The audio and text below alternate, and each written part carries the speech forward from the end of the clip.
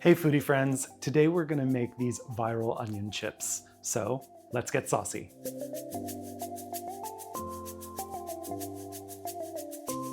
All right, foodie friends, I've seen this recipe a couple of times, a couple of different ways. It's really customizable. That's what I like about it. So let's get right in. First, right here, I have some onion that I sliced really thin on my mandolin.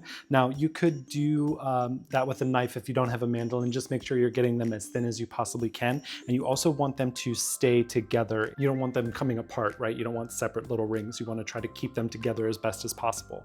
You can fix them when you put them on the tray. So next thing we're going to do, I have my baking tray lined with a silicone mat. You could do parchment paper if you don't have a silicone mat, but you want to definitely line this, otherwise the cheese is going to stick. We're going to put a layer of cheese down that's going to stick. You won't be able to get them off. So I am going to add to this some Parmesan cheese. I don't know if I'm going to need both of these. I've got two 6-ounce packages of Parmesan cheese here, maybe like 1.5 for not quite all of both of them, but put a little bit more. You could do a different cheese too. I mean, you could do cheddar, you could do whatever your favorite cheese is. I just like Parmesan. It's got that nice saltiness and it's gonna get really crispy. That's the goal here, is to get this crispy cheese and the nice flavorful cooked onions. So nice layer of cheese down here. Super simple, guys. This is like the easiest recipe. Then we're just gonna lay our onions on here. So we're just gonna lay out our onions on the cheese.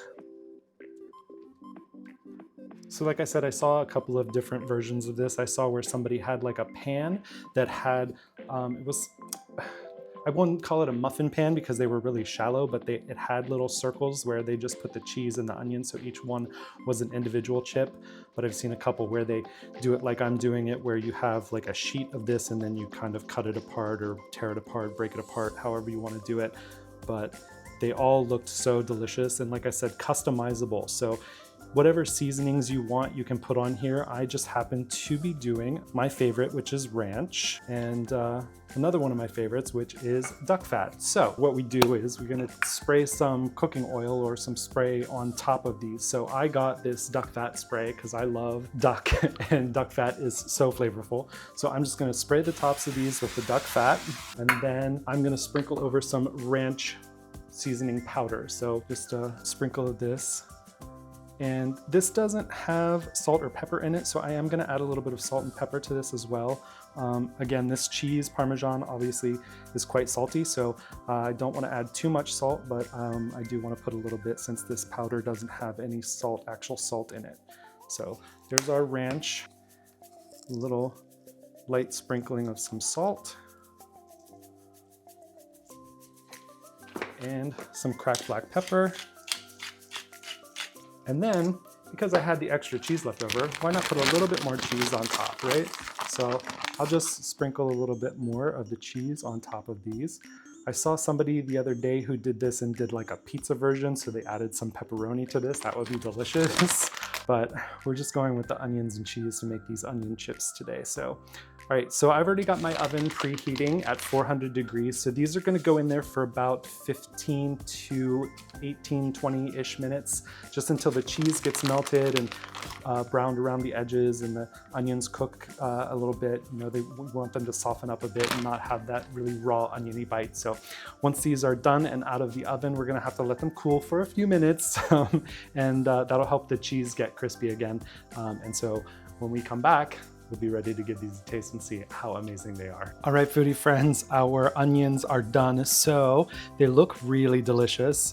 I will say maybe I needed to give them more time. They were actually in the oven for about 18, 19 minutes. Probably could have gone like more to 20 to 22.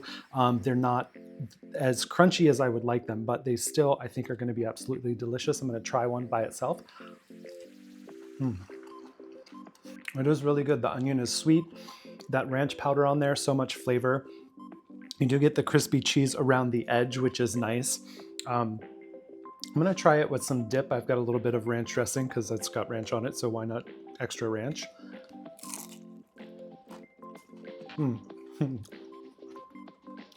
Can't beat double ranch. That's delicious. And then I also have this creamy ginger dressing from P.F. Chang's. I'm gonna try that too.